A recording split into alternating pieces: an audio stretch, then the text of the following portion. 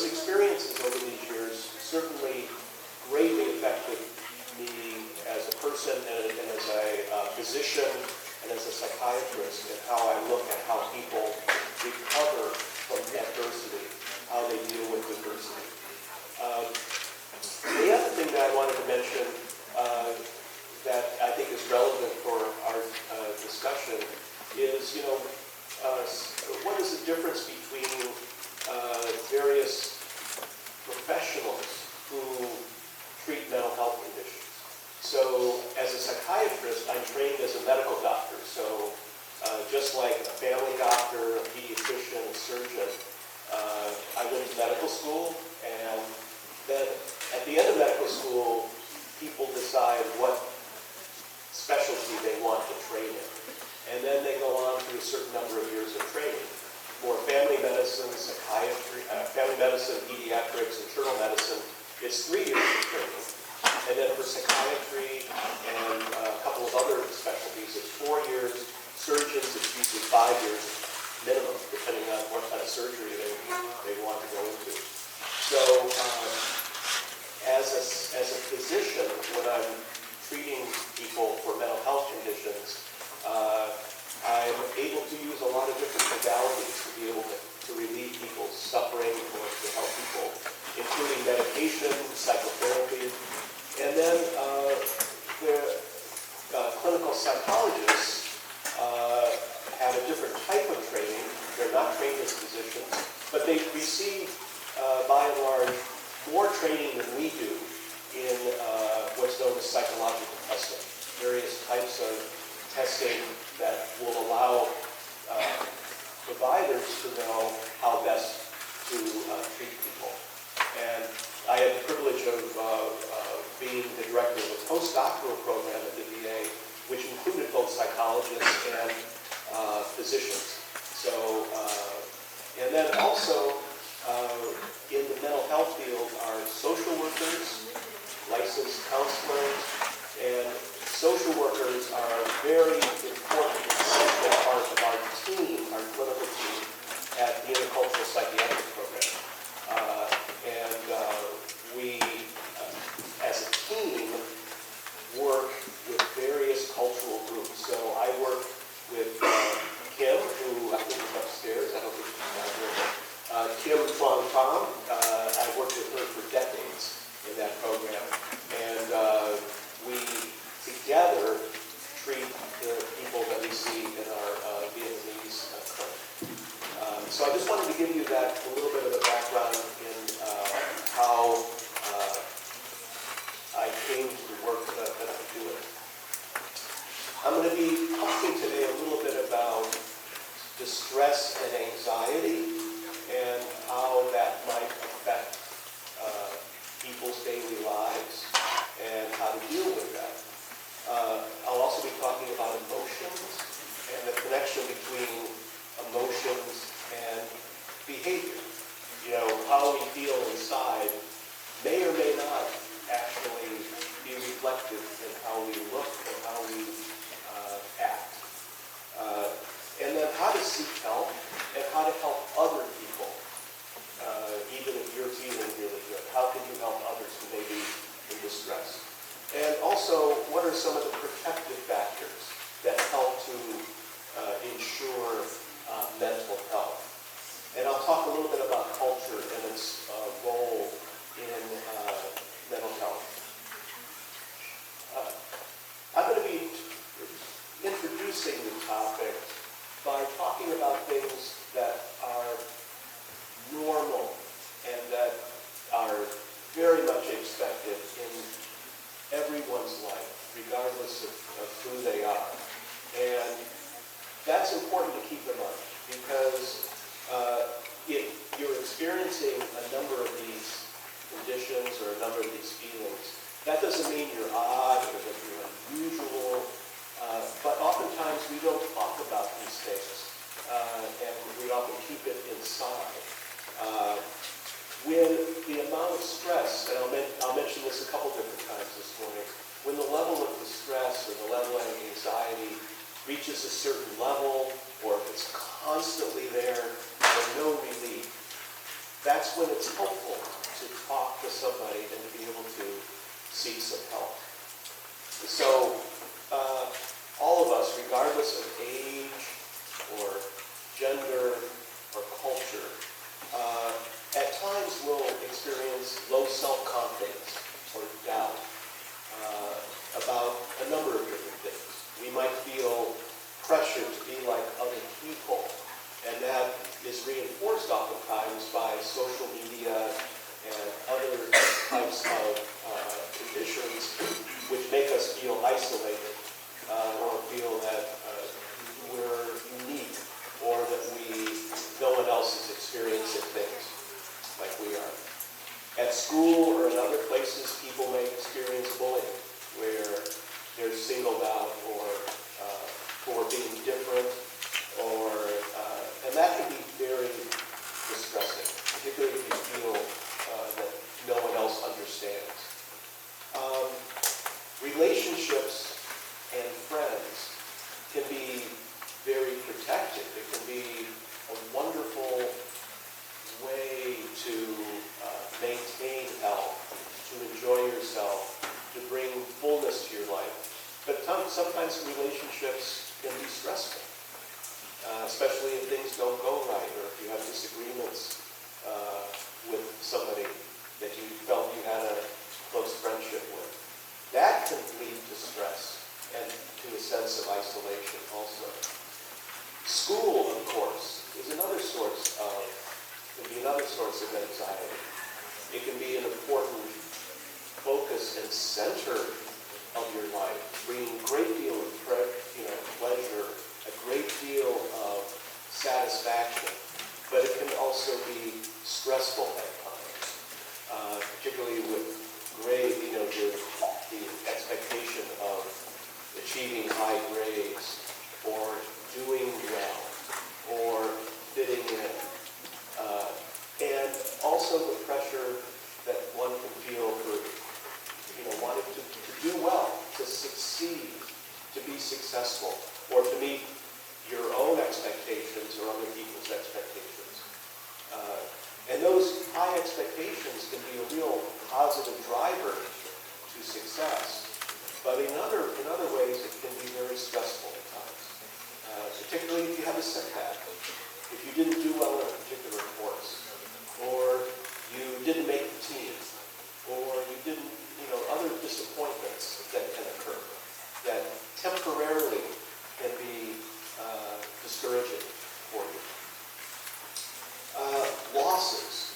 I think one of the things that I certainly experienced as a doctor and as a psychiatrist throughout my career, working with people from all over the world, people from the ages of 18 to 95, is the importance of loss in causing difficulty sometimes for people. And those losses can be coming from a number of different areas, but losses through death of relatives or friends or people that mean a lot to you, those can be very difficult to experience. The feelings of grief and going through loss. And also the loss of a sense of confidence can be very stressful too. So I'll talk a little bit about that as we go along. Another source of both great strength but potentially anxiety or worry are family relationships, or what's going on in your family, that if you're having difficulty with your siblings, or if your parents are having difficulty in their relationship, or your parents or other members of your family are having difficulties with their brothers and sisters, or their parents, or their cousins. That can cause distress within the family and distress for you as an individual. And that, in my experience, that those kinds of things are universal in human relationships. And so how do we deal with that? How can we deal with that emotionally? And as I had mentioned, and I'll talk about it again a little bit later, is family connections, family pride, cross-generational relationships can be a huge source of strength and satisfaction, and sometimes a pillar of a person's confidence and their ability to be successful. World events, obviously, are another important part of distress. Whether it's war or conflict or things that we can't control that are going on in other parts of the world, seeing people suffer, seeing things go on that we are really difficult to see. How do we deal with that? How do we maintain connection as citizens of the world and being able to empathize with other people, but also at the same time maintain our own mental health and our sense of self? Again, many of those things that I just mentioned, as I had said, are normal. They're experienced by many people. But when they pile up, it can cause pressure, especially if you are lonely or isolated or don't have a chance to reach out, or other people are not reaching out to you. So, how do you think you might feel if you're feeling pressure or anxiety? You might feel sad. Again, sadness is a normal human relationship, feeling, emotion, and we all feel that at times. And the sadness can come from a number of different sources. It can come from loss, as I had mentioned, or it can come from a feeling of being isolated from other people, emotionally or even physically being isolated. So sadness, again, is a normal feeling. Constant worry, constant anxiety, when you don't feel like you have any kind of a break from anxiety or worry. It's constantly on your mind, and it makes it difficult to concentrate or to focus or even to reach out to other people or feel the connection that people are trying to make with you. It can cause poor sleep, difficulties in eating, where you don't feel like you have any kind of interest in food anymore, where you're not eating, your sleep is fragmented. It's, again, normal to have nights here and there where you might not sleep well, particularly if you're worried about a test coming up, or worried about some other kind of event that's going to be stressful. So poor sleep is, again, experienced by most people at one time or another. But when it adds up day after day, week after week, that you're not sleeping like you used to be able to sleep, that can cause fatigue. It can cause difficulties focusing and concentrating, and it can also contribute to sadness or depression. Also, low energy is one of the things that happens if these things begin to pile up that I've been talking about. So you don't feel like you have the strength, you don't feel like you have the interest in things that you used to be interested in. You just can't. Sometimes people feel like they can't even get out of bed. They can't even really start the day. That's another thing that can occur if anxiety piles up. Also, if you're always an even-tempered person, you might notice, or other people might notice, that you're starting to get irritable. You have mood swings where you're just really fed up with things, and you're not patient anymore.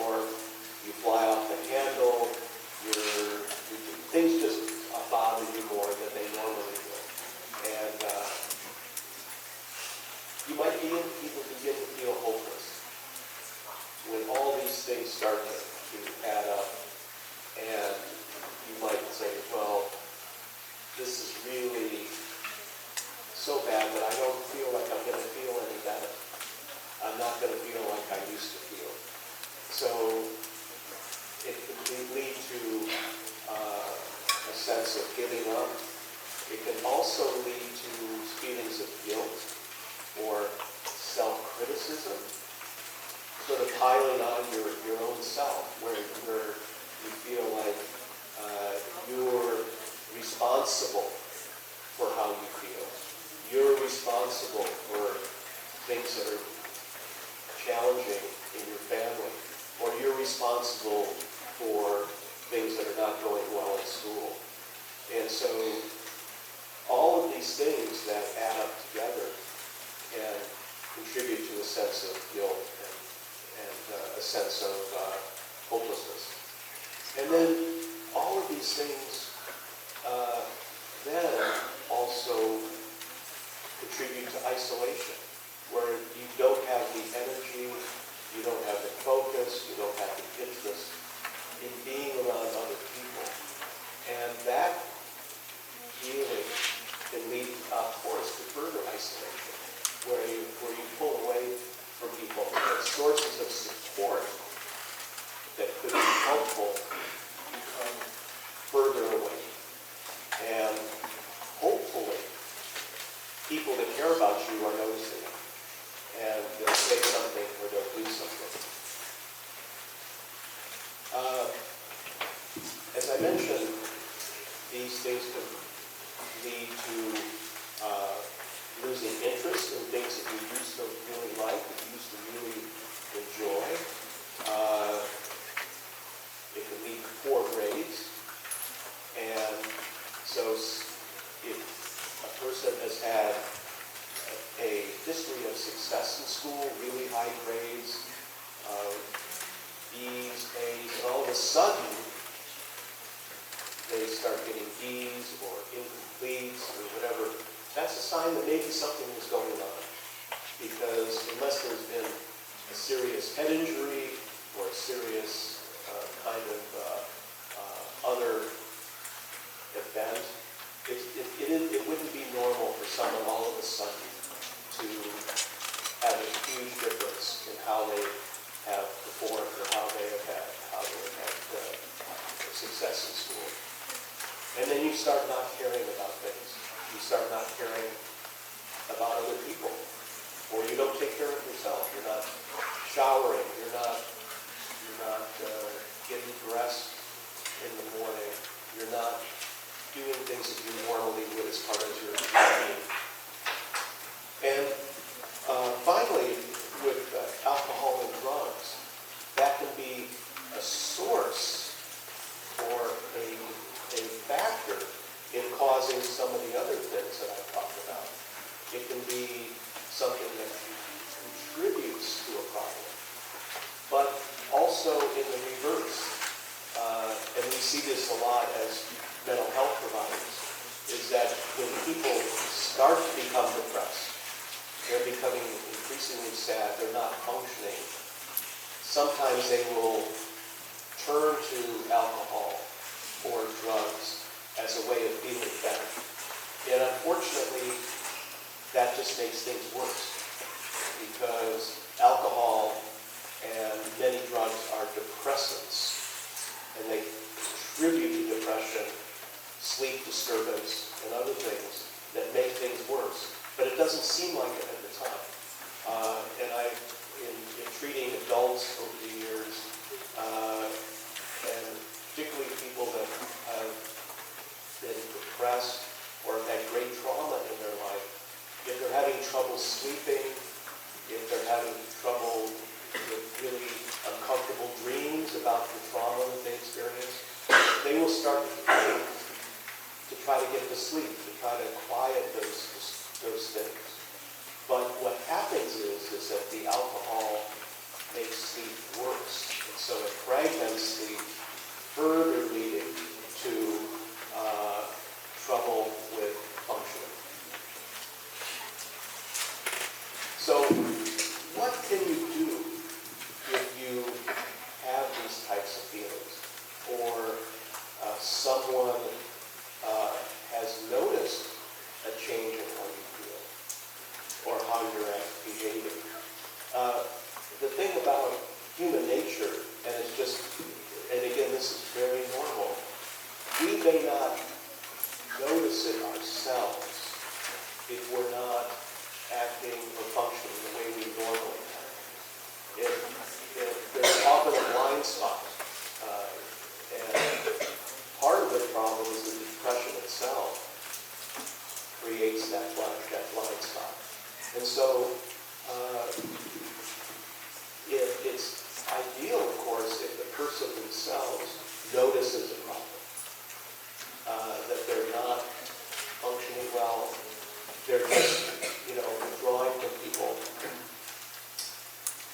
reach out and don't be embarrassed.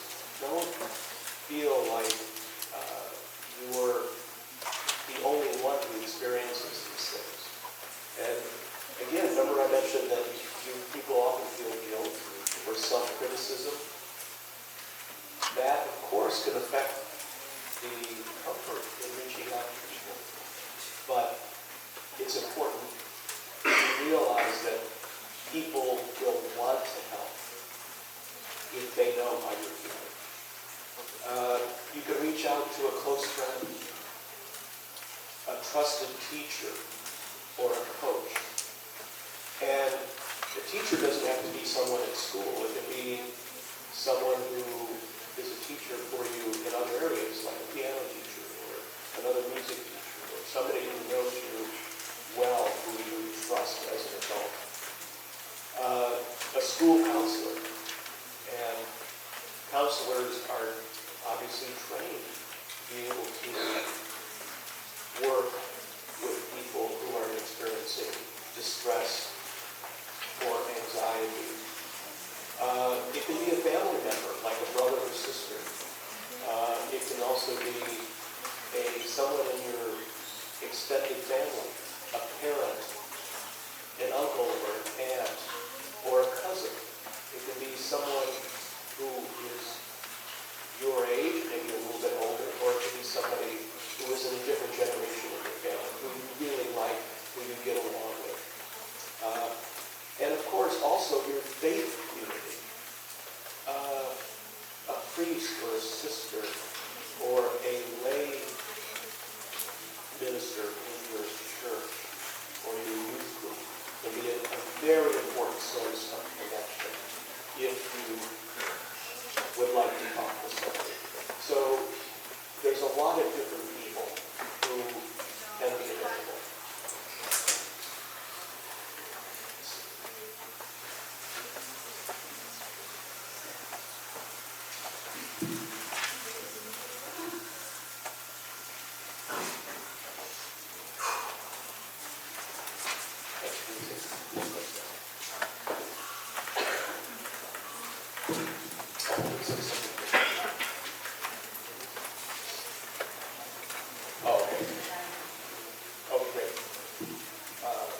So sometimes, as I said, we don't see ourselves as others see us. And people may reach out to you if they notice a change. So what to do if you notice a change in someone's behavior, someone you care about? If you're the person who is feeling great, who is functioning well, and you notice a change in how your brother or your sister or a close friend is doing, what can you do? Don't ignore it. Of course, that might be, the change or what you're noticing may be temporary. It may just be a very temporary lull for somebody when they're not doing well. But if it's going on for weeks, if you're really noticing even some subtle things, because you know that person really well and you care about them, don't ignore it. And primarily be who you are with that person, a friend, a brother, a sister. And you don't have to feel like you have to do it all.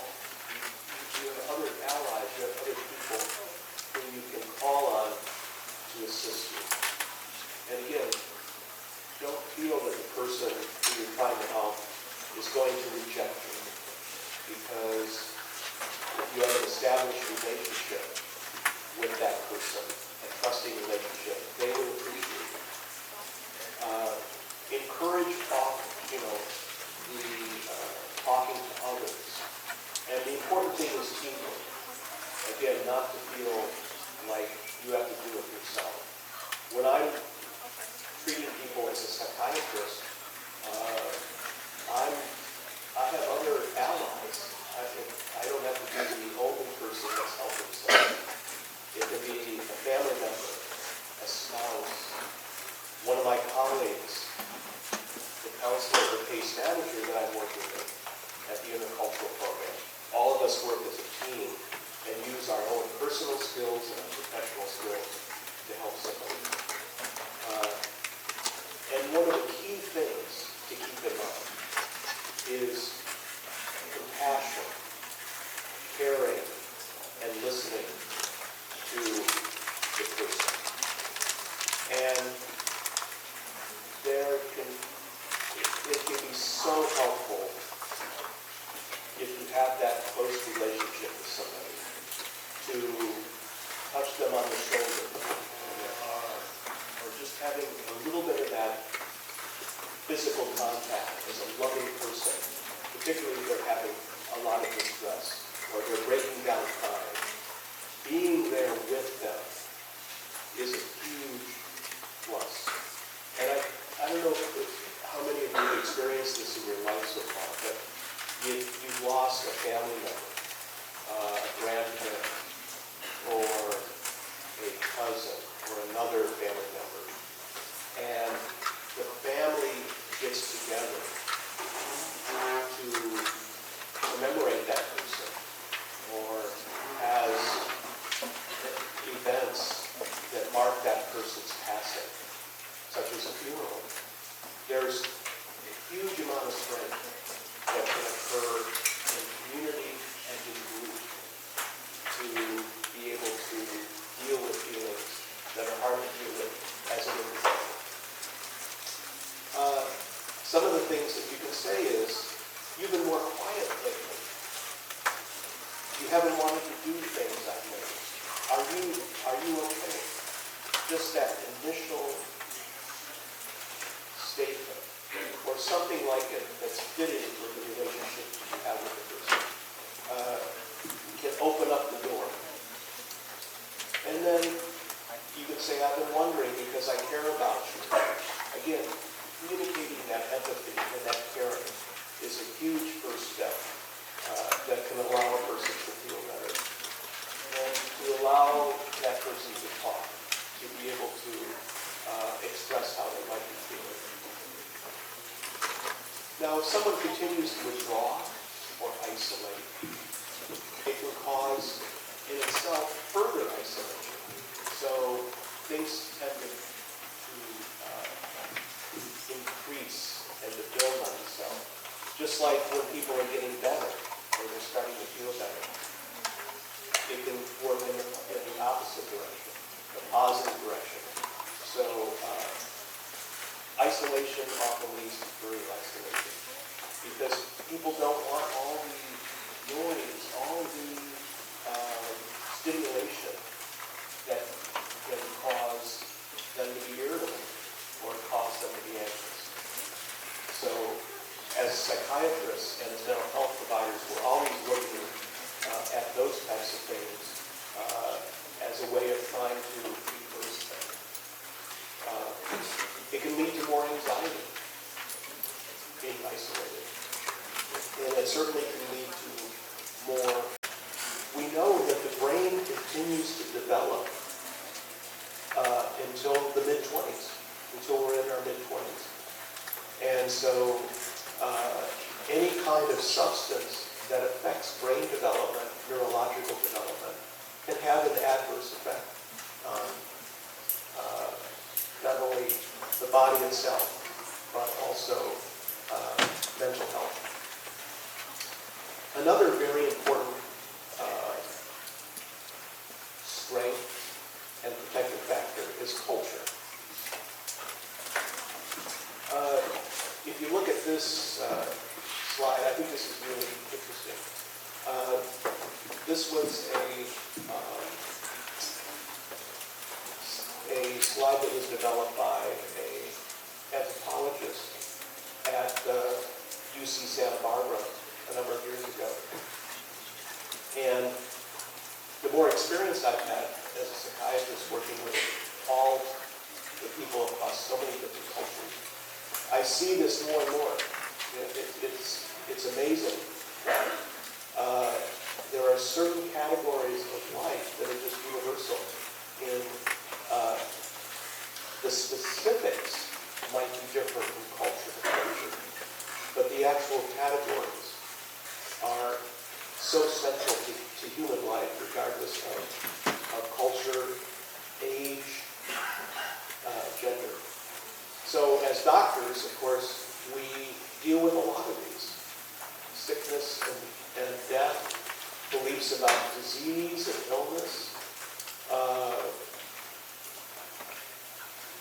classification as mental health providers of inner emotional states, healing the sick, empathy, and of course other things in life. You know, there's music is present in every culture and can be a source of creativity and joy.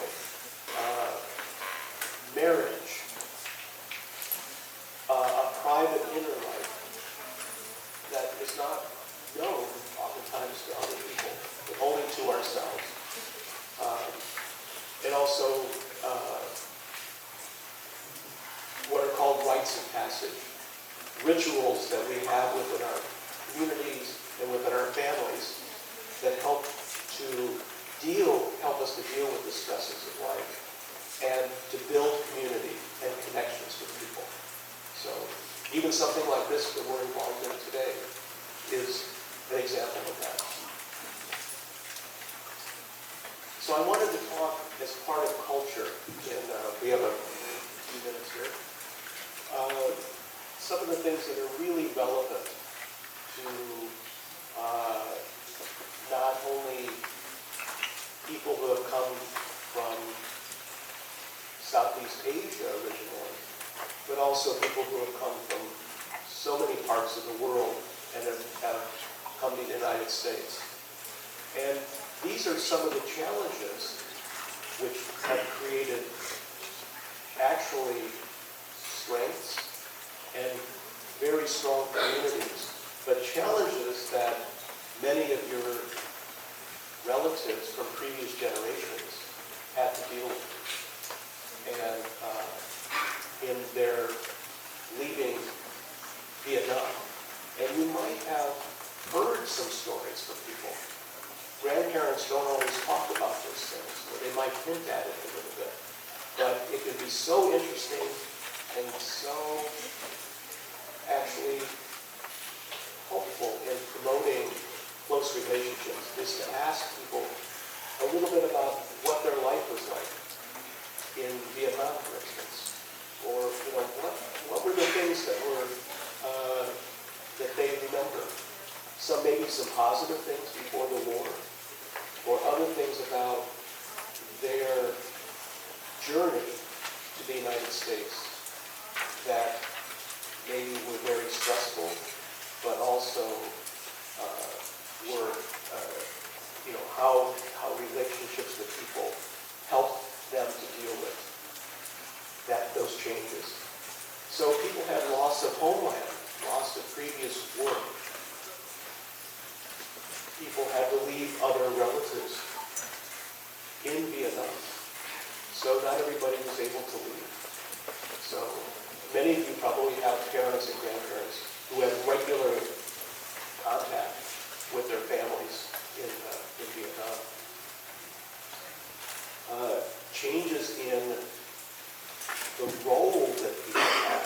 They may not be able to pursue the same occupation that they had in Vietnam, so they have to learn new skills in the United States. Changes in the network that people have in their communities back in Vietnam. It's going to be different here. It may recreate very similarly what they had, but it took time to develop that. It took a long time. And then changes in language.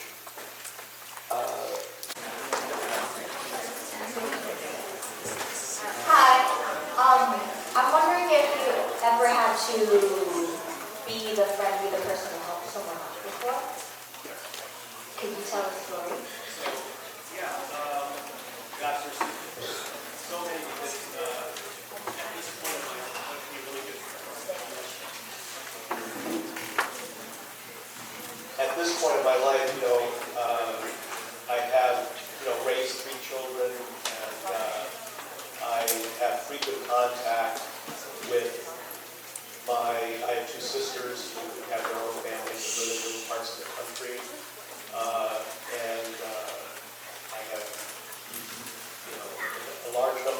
families in different parts of the country, and also, of course, my patients who but I won't talk about that because you would expect that as part of my work that I have to do that a lot. But as part of my own personal life, I've had a number of friends over the years who have had both temporary setbacks and stresses, but also some significant mental health problems. And they have sought treatment appropriately, but they at times have called me initially to ask about, I'm not feeling well, or I'm just really having difficulty. And even within my family, my extended family, I've had some nieces and nephews, and one of my sisters who has had, really some difficult times.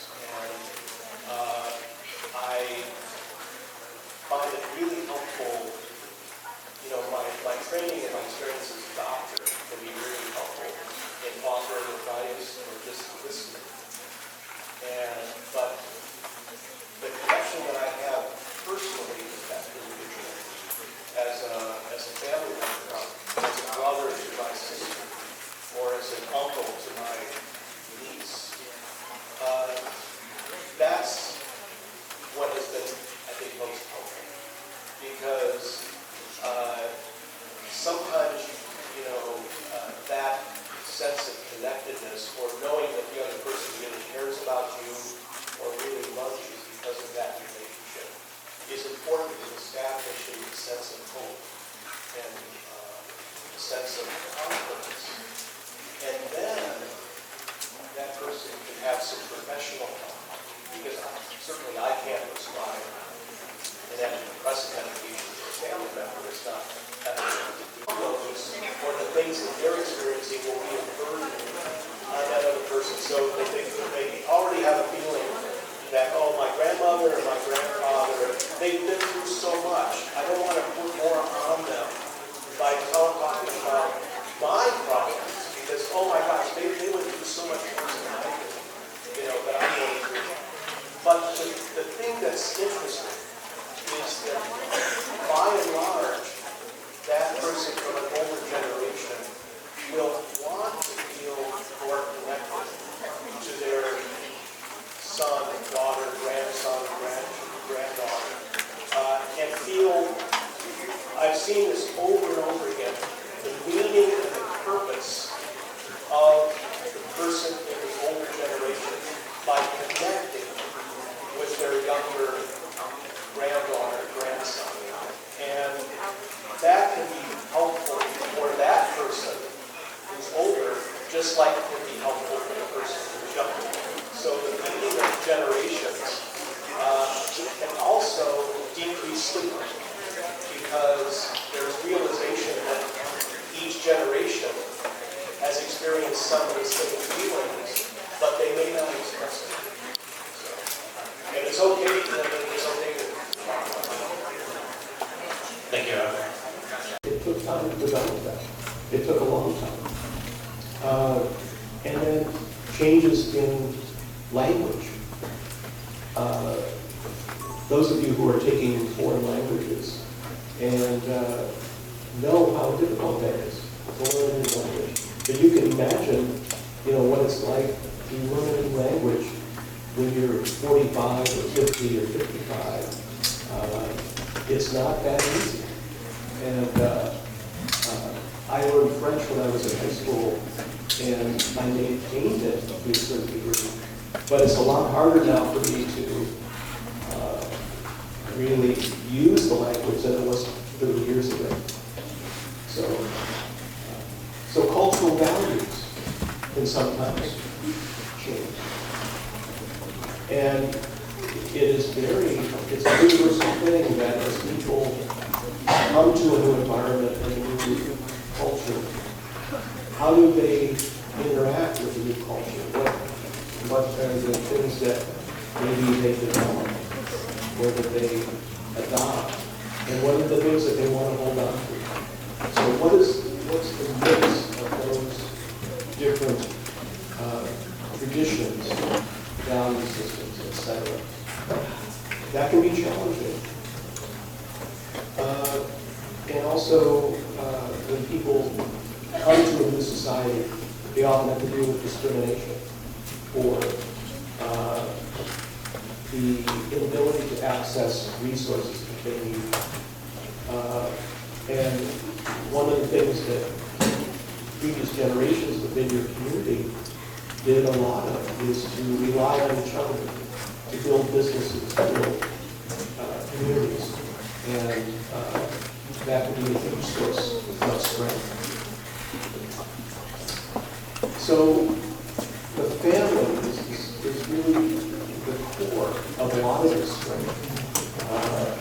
And each family within a community can be very different from each other, even though they may share very common outlook and values. But everybody has a different personality, and every family acts differently. So that affects feelings and ideas about home. And it also affects how people get along with each other. And also, as doctors, we were deciding to, with a patient on a treatment plan, with the patient's consent, we often will have other family members involved in those decisions. And as I'm wrapping up here, I just wanted to mention again the importance of spirituality in life, because it really helps to provide an insightful relationship between the self and others. It certainly affects our personal values and what we feel is important in life. And it provides meaning in our interactions with other people and in our work and other parts of our life. And spirituality also obviously influences our sense of connectedness with other people, with God, with the natural world. So it's a very important part of life. So my concluding thoughts, I just wanted to have you keep in mind the strengths and the protective factors that I mentioned in what's important to know. The awareness and listening and speaking up when you notice difficulties that other people might be having. The importance of compassion and caring and the maintenance of trusting relationships. So these are things that will be discussed in the rest of the day, but I wanted to sort of provide a little bit of an overview and an introduction to what we'll be able to discuss in more detail. Before we go on to the small groups, I wanted to have this opportunity for people to ask any questions, to clarify some of the things that I might have gone over rapidly, or if there's other things that you want to bring up that you'd like me to talk in a little bit more detail about.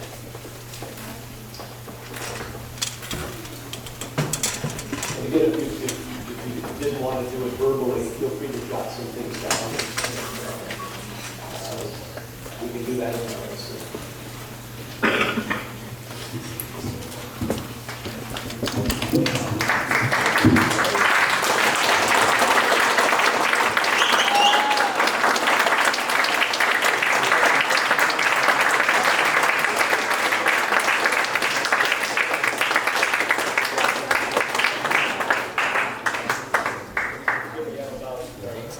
If you have any questions, let me know. I'll hand over the microphone to you.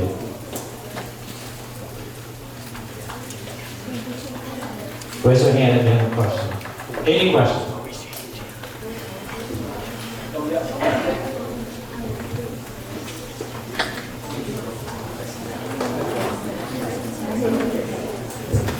Hi. I'm wondering if you ever had to be the friend, be the person to help someone out before? Could you tell a story? Yeah, gosh, there's so many things.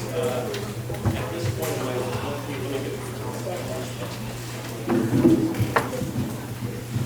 at this point in my life, you know, I have, you know, raised 3 children, and I have frequent contact with I have 2 sisters who have their own families that live in different parts of the country, and I have, you know, a large number of friends in different parts of the country, and also, of course, my patients who but I won't talk about that because you would expect that as part of my work that I have to do that a lot. But as part of my own personal life, I've had a number of friends over the years who have had both temporary setbacks and stresses, but also some significant mental health problems. And they have sought treatment appropriately, but they at times have called me initially to ask about, you know, I'm not feeling well, or I'm just, you know, I'm just really having difficulty. And even within my family, my extended family, I've had some nieces and nephews, and one of my sisters who has had, you know, really some difficult times. And I find it really helpful, you know, my training and my experience as a doctor can be really helpful in offering advice or just listening. But the connection that I have personally with that individual, as a family member, as a brother to my sister, or as an uncle to my niece, that's what has been, I think, most helpful. Because sometimes you know, that sense of connectedness, or knowing that the other person really cares about you or really loves you because of that relationship, is important in establishing a sense of hope and a sense of confidence.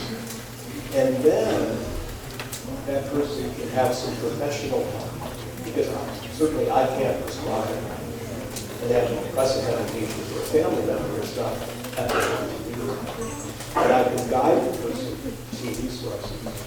And I can think there's even a couple of weeks ago, I got an email from a person, a doctor that I went to college and medical school with. And she said she had a friend in the local area that really was having some difficulty, and she didn't know how to get resources.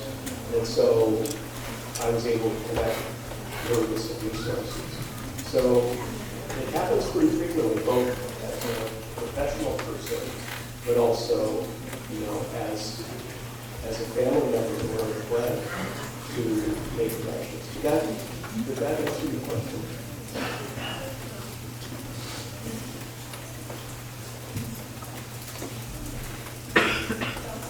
Yeah.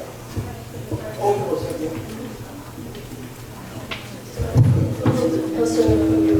Have you ever thought about it in terms of yourself thinking, you say temporarily, it doesn't come after.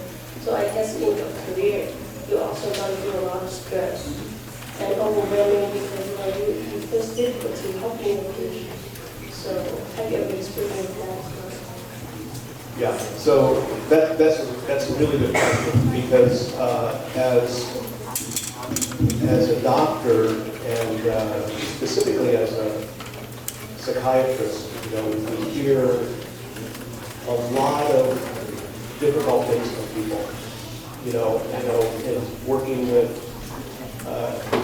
that can include things that, as I said, are universal, like losing a parent or losing another family member that you're close to, so that those feelings of grief and loss, I've experienced that too, because I've lost, I'm at the age where I've lost both of my parents. And just a couple of years ago, I lost both of my in-laws, who were in their 90s. They lived full lives, really good lives, but it was still very sad, that,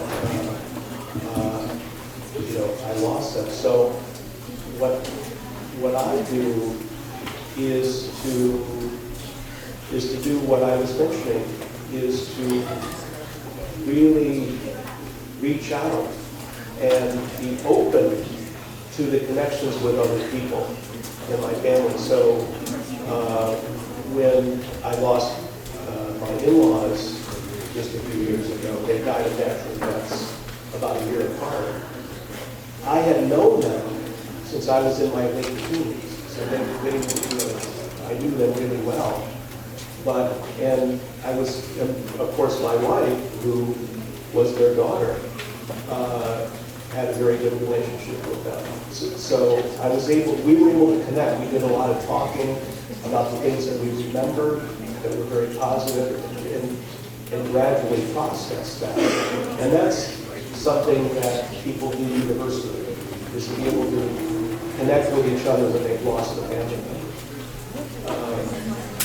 As a professional person, in working with people who have suffered a lot of trauma, that have suffered war trauma, whether they're civilians who came from Southeast Asia, or when I was working with American soldiers, American veterans. What is helpful for me in hearing those stories and being affected, and it's something that develops over time as you get experience, is to be able to empathize with the person's feelings and be able to listen and to really understand how they're feeling. But also, as a professional, retain some objectivity, because if I'm overwhelmed with the same feelings that they're having, I'm not going to be able to help them. I'm not going to be able to make good decisions with them about what might be helpful. So going back and forth along the line of empathy versus not withdrawing too much is important. And how I do that is to also give myself a break when I go home. Is the things that I enjoy, music, or being out in nature, or connecting with my friends and my family, participating in my church community, and being able to recognize my own faith and what gives me hope, despite the kind of things that I do. And so, again, that's a long answer to your question, but it's a matter of, I would say, balancing things.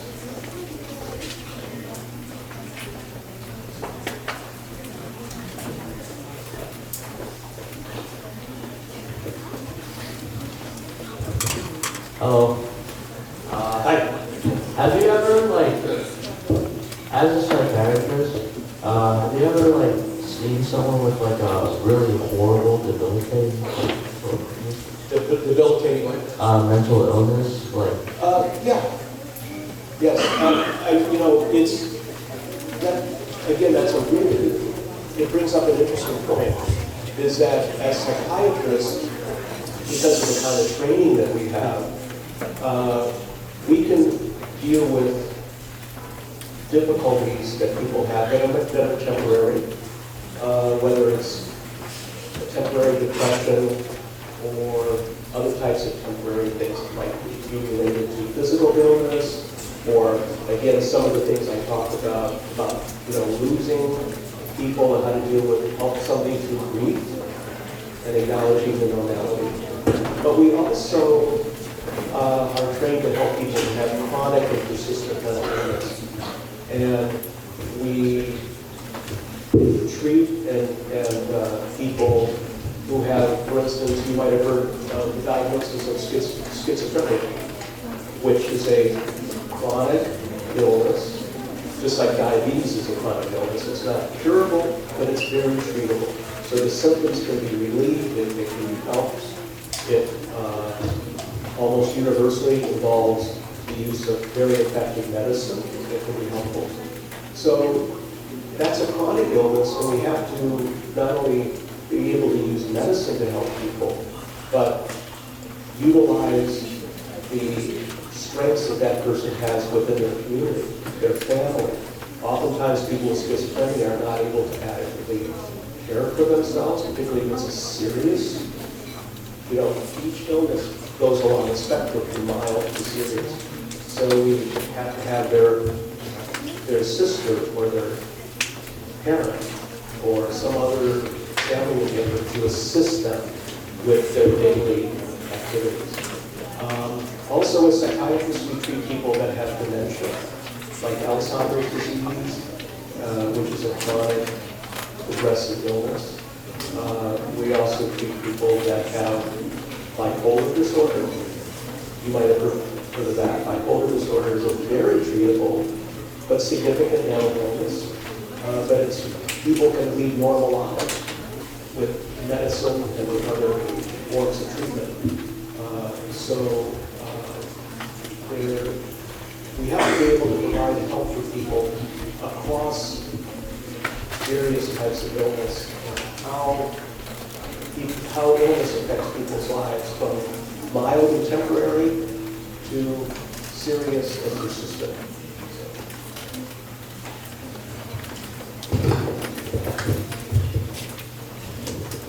Hello. How would you approach someone that shows signs of depression but refuse help or assistance from any other person?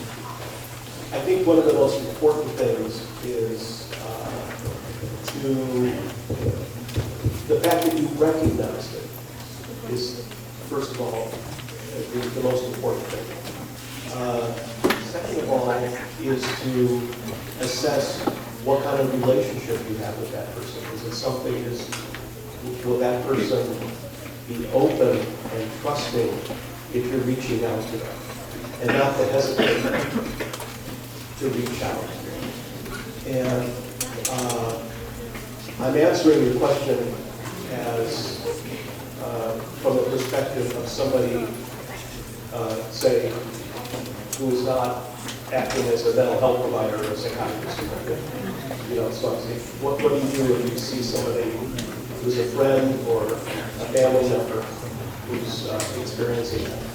And to hang in there and not to be put off by the person's initial rejection of your reaching out to them, because they may not recognize that anything is wrong, but you and maybe other people in your family or community notice it.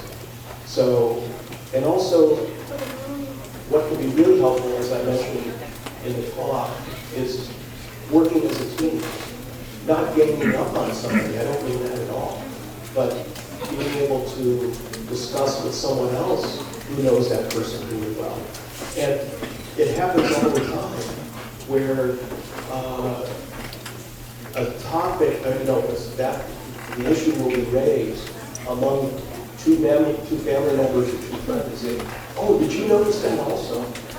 Yeah, it's apparent to more than just you that something is going on. And that offering some consistent reaching out to that person. And again, it takes time oftentimes. It's really rare for somebody to say, oh yeah, if you reach out to them, and say, oh yeah, it was terrible. I'm so glad you asked this. That doesn't usually happen. So even the person does not recognize it, which I mentioned is a very normal thing, or they might even be a little bit defensive. So, And there's certain types of, there's certain types of conditions, such as dementia or, as I say, Alzheimer's disease, where because of the person's memory difficulties or difficulties that they're having neurologically, they may not at all recognize that they're having difficulty taking care of themselves. So, and that often dealing with a family member who has Alzheimer's disease requires multiple people in the family to assist that person and to get help.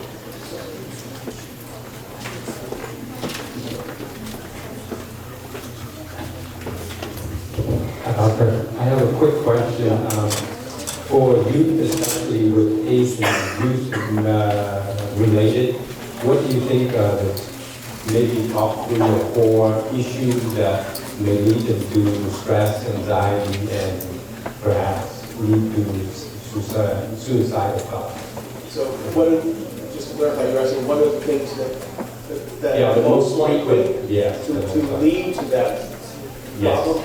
I want to make sure I understand. Yeah. I would say a few of the things that I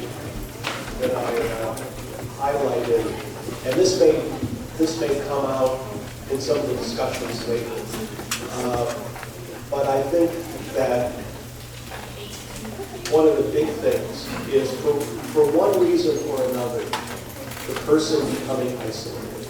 And that isolation may not necessarily be precipitated by sadness or anxiety or mental health. It could be an isolation that's precipitated, say, by a physical injury, which takes that person out of their usual social environment and keeps them from doing things they normally like doing or really were involved in.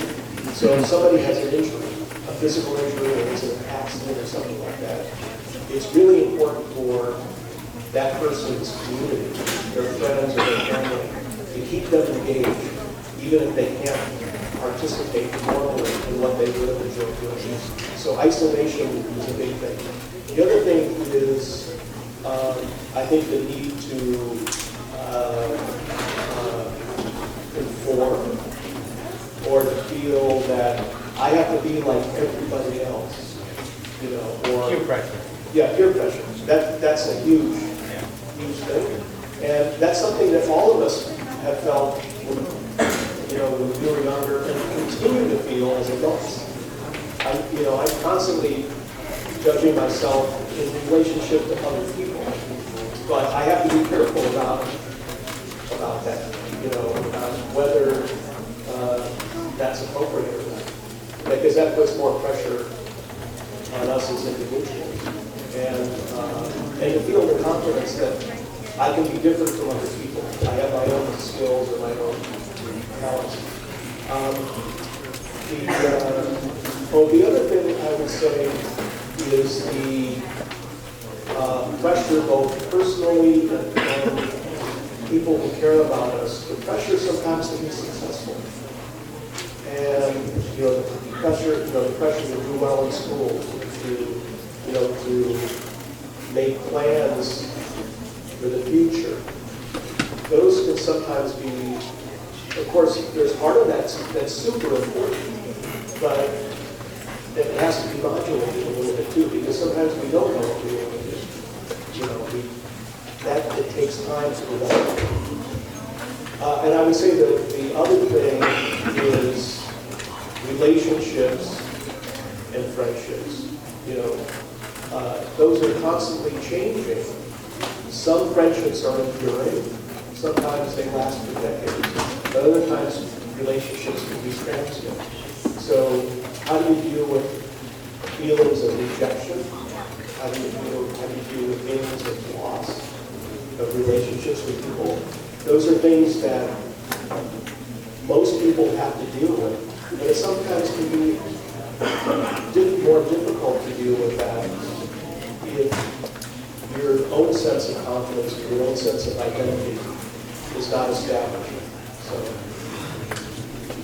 Thank you very much. yeah. I have a question from the students asking to ask you. As you work with your patients, have you ever been impacted or affected by your patients' thoughts? Yes, I would say the majority of the people that I deal with, because I deal with people that have all types of different mental health conditions. Most of that I'm able to look at from a scientific point of view as a doctor, and be able to deal with that in a compassionate but also in a healing. The things that are more difficult are dealing with people that have had trauma or post-traumatic stress disorder, who have just been sort of victims of cruelty, of hate, of, even with people that have been, I've worked with people that have been tortured in their countries for which they came. So those affect, and I think most clinicians would say that those affect us emotionally, hearing those kinds of stories of suffering. And so in order to be able to deal with that myself and to be effective, I obviously need to be empathetic and I need to be listening to people. But I also need to maintain hope and also try to explain that type of cruelty that people have experienced to myself. Why did that happen? Why did those events happen in the person's country of origin? Or if somebody has been abused as a child or as an adolescent, how can an adult do something like that? Why is there that cruelty? That does affect me. And so I have to have other parts of my life that provide some meaning to be able to process that. And just working with that person helps to provide some of that meaning too. Feeling that I can be helpful. But that's a good question. I think that at 11:30 there's going to be some small groups. I think at 11:30 was it going to be? Yeah, one more question. We have the last question. And then we'll break out for small groups. All right. James, thanks for being here. And by the way, there will be an opportunity in the groups to ask questions and have discussion. Yes. One final question, everybody, before we break up small groups. Dr. James, with your experience working with refugees, especially Vietnamese refugees, do you see there's a correlation between their traumatic life experiences and the stigma of talking about their emotions and mental health? Yeah. And the reason I ask that is because I feel like there's a whole generation of young Vietnamese Americans who feel